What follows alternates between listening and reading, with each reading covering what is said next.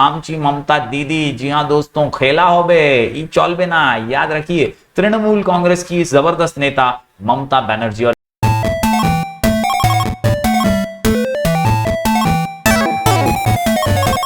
Hello everyone, मैं हूं जयेश राजगुर और स्वागत है आप सभी का इस नए इंटरेस्टिंग यूट्यूब वीडियो में। दोस्तों, हम पढ़ रहे हैं क्लास 10th महाराष्ट्र बोर्ड का हिस्ट्री एंड पॉलिटिकल साइंस। ये है पॉलिटिकल साइंस का चैप्टर नंबर 3, पॉलिटिकल पार्टीज का लेक्चर नंबर 2। जी हाँ दोस्तों, पिछले वीडियो में हमने जाना कि पॉलिटिकल पार्टीज ये डेमोक्रेसी में कितनी इंपॉर्टेंट होती हैं। एक डेमोक्रेटिक कंट्री के अंदर पॉलिटिकल पार्टीज पावर में आती हैं, वही गवर्न करती हैं और एक लिंक की तरह एक्ट करती हैं लोगों और सरकार के बीच, और इसीलिए पॉलिटिकल पार्टीज का महत्व बहुत है। दोस्तों, आज का वीडियो एक इंफॉर्मेटिव वीडियो है जिसके अंदर हम जानेंगे भारत देश में, यानी हमारे प्यारे भारत देश में कौन सी नेशनल पॉलिटिकल पार्टीज हैं। जी हाँ दोस्तों, नेशनल पॉलिटिकल पार्टीज होती हैं और स्टेट पॉलिटिकल पार्टीज भी होती हैं, यानी रीजनल पॉलिटिकल पार्टीज। और नेशनल वो होती हैं जो पूरे देश भर में कई अलग अलग राज्यों के अंदर चुनाव लड़ती हैं, 6% से ज्यादा वोट हासिल करती हैं। उन पार्टीज को हम नेशनल पार्टीज कहते हैं, जो पूरे देश भर में होती हैं। और रीजनल पार्टीज वो होती हैं जो कुछ रीजन्स में उनका दबदबा होता है, कुछ जगहों पर, कुछ स्टेट्स में ही वो होती हैं। तो दोस्तों, आज नेशनल पार्टीज कौन सी हैं भारत की महत्वपूर्ण, उनके बारे में बातचीत करेंगे। इंफॉर्मेटिव वीडियो है, इसीलिए अंत तक देखिएगा ताकि आप हर पार्टी के बारे में जान पाएं और कोई भी शॉर्ट नोट अगर इस चैप्टर से आए तो वो आप अच्छे से लिख पाएं। चलिए बढ़ते हैं आगे। दोस्तों, अगर आप इस चैनल पर नए हैं तो जरूर से सब्सक्राइब कीजिए, बेल आइकन दबाइए, क्योंकि यहां आपको लगातार ऐसे इंफॉर्मेटिव वीडियोस मिलते रहेंगे। तो दोस्तों, जब बात करते हैं पॉलिटिकल पार्टीज की तो याद रखिए टाइप्स ऑफ पार्टी सिस्टम भी समझना बहुत जरूरी है। दोस्तों, कई देशों में सिंगल पार्टी सिस्टम होता है, कई जगहों पर 2 पार्टी सिस्टम है, तो हमारे भारत देश में मल्टी पार्टी सिस्टम भी फॉलो किया जाता है। दोस्तों, ये पार्टी सिस्टम ही डिस्क्राइब करता है कि what type of a democracy are you following, किस प्रकार की आपके नागरिकों को चुनने का अधिकार है और किस प्रकार से पूरी इलेक्शन की प्रक्रिया पार की जाती है। दोस्तों, the Congress was a strong political party in the post independence period. Congress had a majority at centre and in most of the states. यानी ये शुरुआती दौर की बात है दोस्तों, जब अंग्रेजों से आजादी मिली और अंग्रेजों से आजाद भारत जब नया नया बन रहा था, आगे बढ़ने की कोशिश कर रहा था, उस समय कांग्रेस पार्टी यानी इंडियन नेशनल कांग्रेस ये इकलौती ऐसी पार्टी थी जिन्होंने अंग्रेजों से लड़कर भारत को जीत भी दिलाई। और साथ ही साथ दोस्तों, यही वो पार्टी थी जिसने शुरुआती सभी इलेक्शंस को क्लीन स्वीप किया, क्योंकि कोई टक्कर ही नहीं थी और कांग्रेस पार्टी जो थी बड़ी मजबूती से सभी राज्यों में भारत भर में जीतती आ रही थी इलेक्शंस को। ये वो दौर था जब हमारे यहां पर एक सिंगल पार्टी का डोमिनेंस जो है वो देखने मिलता था। चाइना की बात करें दोस्तों, चाइना के अंदर अभी भी यही होता है कि एक ही पार्टी है, no other party other than the communist party can rule. उसी पार्टी के अलग अलग लोग इलेक्शंस लड़ते हैं, वही जीतते हैं, वही पार्टी वहां पर है, लोगों को चुनने का अधिकार जो है वो सीमित है। बात करें अगर 2 पार्टी सिस्टम की तो वो यूएसए में देखा जाता है, जहां पर रिपब्लिक और डेमोक्रेटिक के पार्टीज के लोग जो है इलेक्शन लड़ते हैं और वही उन्हीं में से लोगों को चुनने का मौका मिलता है। Only 2 main parties have the chance of winning the elections, या तो रिपब्लिकन या तो डेमोक्रेटिक। ये जो है यही इलेक्शन लड़ेंगे और इन्हीं में से विजेता घोषित किया जाएगा। बात करें अगर मल्टी पार्टी सिस्टम की, जो भारत में देखा जाता है, यहां पर बहुत सारी विचारधाराएं हैं, बहुत सारी आइडियोलॉजीज हैं, बहुत सारे अलग अलग पॉलिटिकल पार्टीज हैं जो इलेक्शंस में हमारे सामने कॉन्टेस्ट करती हैं और हम जिन्हें पसंद करते हैं, जिनका मास बेस अच्छा समझते हैं, उन्हें वोट दे करके हम जिताते हैं ताकि वो हमारे विकास से जुड़े हुए कामकाज कर सकें। या more than 2 parties have a chance to govern or be a part of a coalition. जैसा कि हम जानते हैं, भारत के अंदर यूपीए और एनडीए ऐसे 2 कोएलिशन ग्रुप हैं। यूपीए कांग्रेस लेड है, एनडीए बीजेपी लेड है। तो ये ऐसे 2 ग्रुप्स बन चुके हैं और कोएलिशन की सरकार, गठबंधन की सरकार भी भारत में देखी गई है। Coalition government was formed during the 2004 parliamentary elections. जब किसी को भी मेजॉरिटी नहीं मिली, ऐसे में एक कोएलिशन गवर्नमेंट बनाया गया, नेशनल डेमोक्रेटिक अलायंस यानी एनडीए, प्लस दूसरा जो है वो है UPA, United progressive alliance, the left front, ये भी एक फ्रंट है। तो ऐसे अलग अलग फ्रंट के कोएलिशन भी बनाए गए हैं। दोस्तों, जब कांग्रेस की बात चल रही है तो वहां पर डोमिनेंस की बात होती है। आजादी के बाद से कई वर्षों तक, इंदिरा गांधी की बात करें, वहां तक का एरा एक ऐसा था जब तक कांग्रेस का दबदबा मौजूद था। राजीव गांधी के टाइम पे भी क्लीन स्वीप कई बार किया। कांग्रेस ने कई राज्यों के अंदर जबरदस्त जीत हासिल की। The non-Congress parties then came together and challenged the single dominant party system in 1977. 1977 में पहली बार ऐसा हुआ कि भाई कांग्रेस के खिलाफ सभी जो छोटी छोटे पार्टीज थी वो एक हुए और उन्होंने इस सिंगल डोमिनेंस को चैलेंज किया और इलेक्शंस में उन्होंने भी जोरदार वापसी करने की कोशिश की। After the 1989 Lok Sabha elections, the system of one party emerging as dominant party came to an end. यानी 1989 के बाद 1990s के आसपास से ये सिंगल डोमिनेंस वाला सिस्टम जो था भारत में समाप्त हुआ और कांग्रेस का जो दबदबा सिंगल हैंडेडली था वो खत्म होने लगा और फिर अब दूसरी पार्टीज का सहारा लेकर गवर्नमेंट बनाने का दौर शुरू हो गया।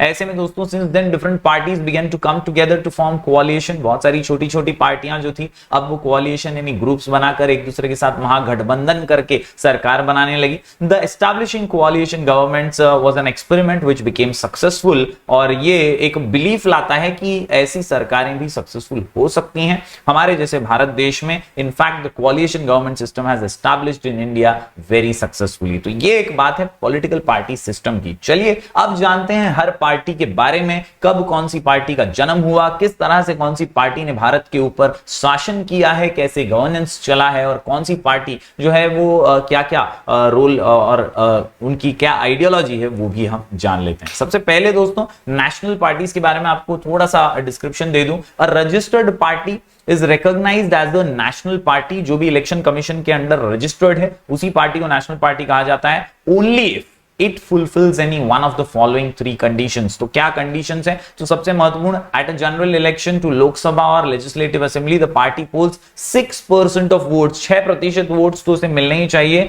कम से कम 4 राज्यों के अंदर। and in addition it wins 4 Lok Sabha seats in any state। यानी कोई भी राज्य से एटलीस्ट 4 सीटें लोकसभा की, जो बड़ा देश का चुनाव जिसे हम कहते हैं लोकसभा का चुनाव, उसमें एटलीस्ट उस पार्टी की 4 सीटें तो होनी चाहिए, 4 कैंडिडेट्स तो जीतने ही चाहिए। साथ ही साथ कम से कम हर कॉन्स्टिट्यूएंसी से जहां से भी वो इलेक्शन लड़ रहे हैं 6% वोट काउंट तो उसका होना चाहिए। ये कुछ कंडीशंस हैं जिससे हम नेशनल पार्टी कह सकते हैं। तो चलिए अब जानते हैं सबसे पहली और सबसे पुरानी ओल्डेस्ट नेशनल पार्टी के बारे में। यह है हमारी इंडियन नेशनल कांग्रेस और ये आप देख सकते हैं यहां पर top leaders of Indian national Congress. जैसा कि आप जानते हैं हमने हमारे प्रधानमंत्री मनमोहन सिंह को देखा है, हमने सोनिया गांधी जी को देखा है, हमने राहुल गांधी के नेतृत्व को भी देखा है, कई सवाल भी उठाए हैं और कई बार हमने देखा है कि कैसे इंडियन नेशनल कांग्रेस ये जूझती हुई लड़ती हुई हमेशा से आज भी डटी हुई है। हमने देखा है कि किस तरह से आजादी के दौर से महात्मा गांधी, पंडित जवाहरलाल नेहरू, इंदिरा गांधी, राजीव गांधी के दौर से इंडियन नेशनल कांग्रेस कई वर्षों से चली आ रही है और सबसे पुरानी भारत की पार्टी बनकर के सामने आई है। The Indian national Congress was established in 1885। 1885 में इसका जन्म हुआ। At the time of its establishment Congress was an all comprehensive movement. या एक आंदोलन से जन्म हुआ था, आजादी की लड़ाई से कांग्रेस का जन्म हुआ था। Yes, working for national independence, यानी देश की आजादी के लिए लड़ने वाली इकलौती पार्टी। और उसी ने तो कांग्रेस के सामने एक प्रखर, ब्रिटिशर्स के सामने एक प्रखर नेतृत्व खड़ा किया था। Groups with different ideologies had come together in this nationalist movement. सभी बहुत सारे अलग अलग लोग इसमें एक साथ आकर के कांग्रेस बनी थी। After independence the Congress emerged as the most dominant political party. और जाहिर सी बात है जब अंग्रेज चले गए अपना बोरिया बिस्तरा बांध करके, सुपड़ा साफ करके, तो कांग्रेस ही एक ऐसी पार्टी थी जो नेतृत्व के रूप में सामने आई और जनता के सामने भी यही चॉइस था कि यार कांग्रेस ने हमें आजादी दिलाई है तो हम इसका साथ दें। और इसीलिए डोमिनेंस जो था कांग्रेस का वो देखने मिला। The party from the beginning follows the policy of secularism. इनकी विचारधारा जो है, इनकी आइडियोलॉजी जो है सेक्युलरिज्म की है, सर्वधर्म समभाव की, सेक्युलरिस्ट कंट्री की भावना है, ऑल राउंड डेवलपमेंट की कोशिश की है, equal rights and welfare for minorities and disadvantages sections of the society. यानी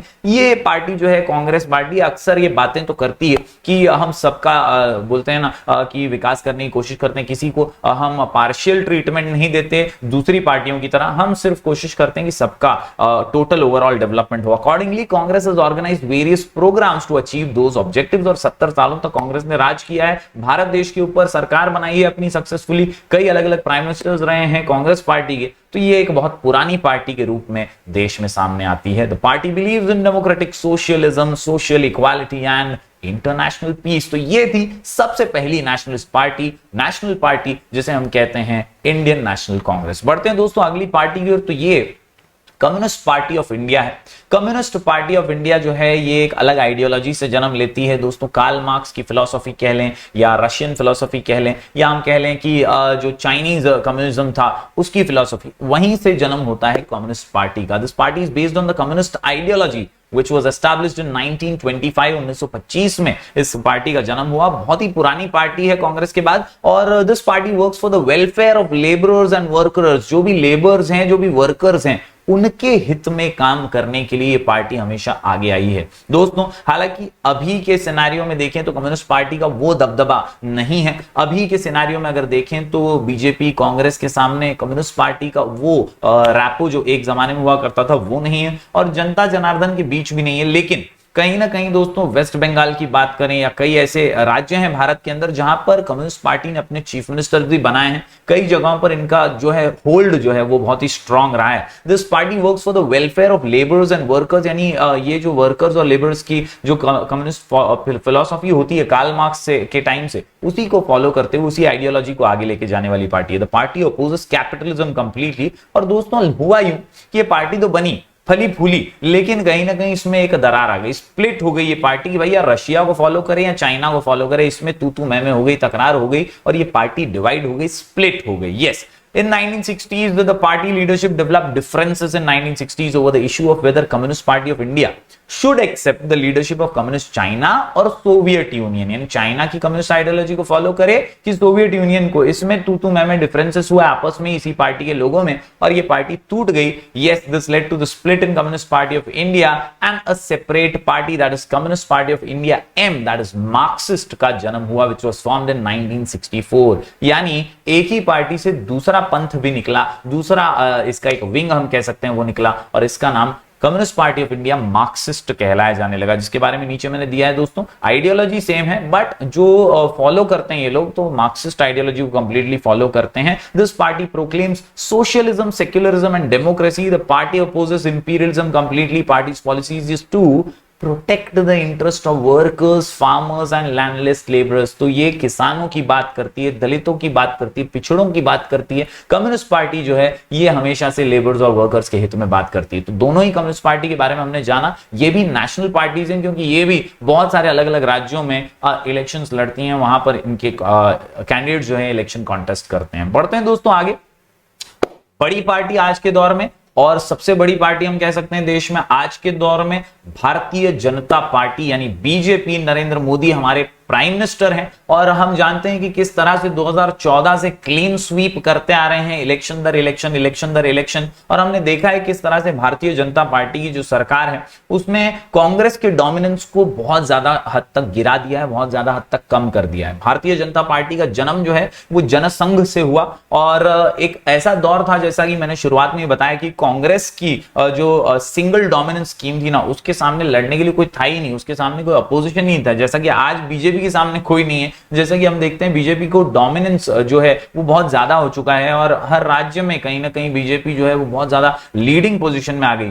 तो उसके सामने जैसा आज कोई नहीं है, वैसे कांग्रेस के सामने भी उस जमाने में कोई नहीं हुआ करता था। और आज जो है भारतीय जनसंघ कह लें या जनता पार्टी कह लें, ऐसी कई छोटी बड़ी पार्टियों को मिला करके एक ग्रुप तैयार किया गया था जो कांग्रेस के सामने खड़ा हो सके। कहानी वहीं से शुरू होती है। Bharatiya Janata party is an important party at national level today. भारतीय जनसंघ was established in 1951, 1951 में इसका जन्म हुआ। This party was merged with Janata party, Janata party नाम की एक पार्टी के साथ मर्ज हो गए ये लोग, यानी भारतीय जनसंघ और जनता पार्टी का कॉम्बो बना Bharatiya Janata party. Yes, the Janata party could not survive. There was a split in the party and Bharatiya Jana Sangh, the component of party of Janata party, established a new party in 1980 जिसका नाम था भारतीय जनता पार्टी। तो ये कोalition का जो एक ग्रुप बना, भारतीय जनता पार्टी एक जबरदस्त पार्टी बनी। The party stands for the protection of Indian culture. हम कहते हैं हिंदूवादी पार्टी, या कई बार हम ये भी सुनते हैं कि ये जो पार्टी है ये उत्तर प्रदेश वाले लोगों की पार्टी है। कई बार हम इसे एक कल्चरल आइडियोलॉजी से देखते हैं, जोड़ करके ट्रेडिशन के साथ देखते हैं। तो ये इसकी विचारधारा पहले से रही है। The party gives importance to economic reforms also. जब से प्रधानमंत्री नरेंद्र मोदी की अगर हम बात करें तो उन्होंने विकास के नारे को आगे लेकर आकर आइडियोलॉजी को थोड़ा सा अलग से पेश करने की कोशिश की है। हालांकि पहले की अगर बात करें तो अटल बिहारी आडवाणी जी और हमारे मुरली मनोहर जोशी जी की बात करें तो लोग बड़े प्यार से इन्हें पूजा करते थे और इनके बारे में नारा भी दिया करते थे कि अटल बिहारी आडवाणी मुरली मनोहर हैं, ये देश की धरोहर, ऐसे नारे दिया करते थे। इन्हीं नारों के साथ जो है पार्टी आगे बढ़ती रही और तेजी से 2014 में जो हमने देखा वो एक मोदी लहर को देखा, क्लीन स्वीप कर दिया, सभी बड़ी छोटी पार्टियों के सुपड़े साफ हो गए। कहीं ना कहीं हमने देखा कि मोदी लहर ने जो था वो डोमिनेंस भी खत्म किया कांग्रेस का, और क्लीन स्वीप करते हुए आज भी हम देख रहे हैं 2014 के इलेक्शन हो, 2019 का इलेक्शन हो, क्लीन स्वीप करते हुए सभी राज्यों में बहुत अच्छे से आगे बढ़ने की कोशिश की। दोस्तों, this party stands for the protection of Indian culture and tradition. The party gives importance to economic reforms. और कहीं ना कहीं हम देखते हैं आज भारत भर में मोदी की पर्सनालिटी जो है, नरेंद्र मोदी का जो ऑरा है वो वाइड स्प्रेड हो रहा है, तेजी स्प्रेड हो रहा है, और एक कोई सामने ऐसा नेता कद्दावर जो है वो अभी तक उभर कर नहीं सामने आया है। तो भारतीय जनता पार्टी की पॉपुलैरिटी जो है वो तेजी से आगे बढ़ती जा रही है। बढ़ते हैं दोस्तों आगे।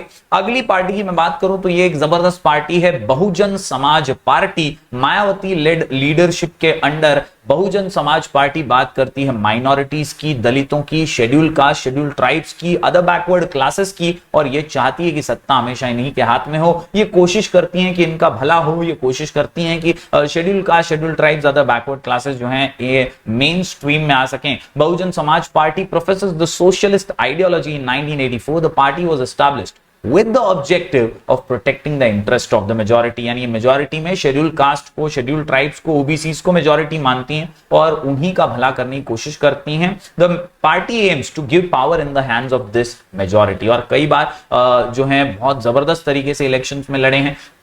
मायावती जी खुद चीफ मिनिस्टर रह चुकी हैं उत्तर प्रदेश की, और इस प्रकार से बहुजन समाज पार्टी का नेतृत्व जो है वो तेजी से कई अलग अलग राज्यों में इलेक्शन लड़ा है और जीता भी है। तो दोस्तों बढ़ते हैं अब आगे अगली पार्टी की ओर, बात करते हैं हमारे अपने लाड़के पवार साहब की। जी हां, शरद राव पवार, नेशनलिस्ट कांग्रेस पार्टी, महाराष्ट्र के कद्दावर नेता। बाला साहब ठाकरे के बाद अगर किसी बड़े नेता की बात करें महाराष्ट्र से तो वो शरद राव पवार ही हैं, और इनकी जितनी तारीफ करें उतनी कम है। चाणक्य माना जाता है आजकल की पॉलिटिक्स में इनका, और इन्हीं की वजह से महाराष्ट्र की जो करंट सरकार है, महागठबंधन की सरकार, वो बन पाई है, जिसमें शिवसेना के हमारे उद्धव जी ठाकरे जो हैं वो चीफ मिनिस्टर बने हैं। तो दोस्तों इन 1999 ये पार्टी बनी कैसे? तो एनसीपी जो नेशनलिस्ट कांग्रेस पार्टी है, ये कांग्रेस से टूटकर, कांग्रेस से अलग होकर ही बनी थी। शरद पवार जी जो थे उन लोगों में से थे जिन्हें आइडियोलॉजिकल डिफरेंसेस आ चुके थे जिनमें, और कांग्रेस का नेतृत्व अब कौन संभालेगा इसकी जब डिबेट छिड़ी थी तो ऐसे में सोनिया गांधी जी का नाम सामने आया, और शायद कई लोगों को ये खटकने लगा कि यार ये तो बाहर की है, इसे कैसे डायरेक्टली लीडर घोषित कर दें, इसे कैसे डायरेक्टली हम नेता बना दें। तो इसीलिए पार्टी में स्प्लिट हुआ और शरद पवार जी जो है वो अलग हुए कांग्रेस पार्टी में से, और उन्होंने अपनी खुद की पार्टी बनाई एनसीपी। महाराष्ट्र के अंदर बहुत जबरदस्त स्ट्रांग होल्ड था, कई रूरल एरियाज में आज भी महाराष्ट्र के अंदर बहुत जबरदस्त दबदबा है नेशनलिस्ट कांग्रेस पार्टी का, और शरद पवार जी को पूजा जाता है। दोस्तों in 1999 there was a split in Congress party and nationalist Congress party was established. The party believes in the values of democracy, equality and secularism.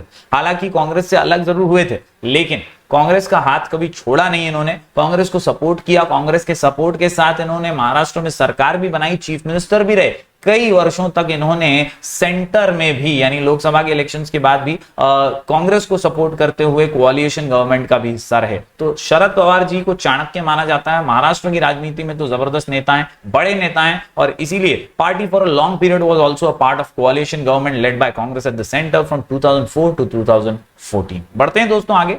अगली मैं बात करूं तो ये है तृणमूल कांग्रेस, आमची ममता दीदी। जी हां दोस्तों, खेला हो बे ई चौलबे ना, याद रखिए तृणमूल कांग्रेस की जबरदस्त नेता ममता बनर्जी, और इनका जलवा तो हमने वेस्ट बंगाल के इलेक्शंस में देख ही लिया, किस तरह से मोदी के नेतृत्व को ठुकराते हुए जनता ने इनके नेतृत्व को चुना, क्योंकि काम ही ऐसा होना चाहिए नेता का जो आपका सम्मान भी बढ़ाए। All India Trinamool Congress party was established in 1998।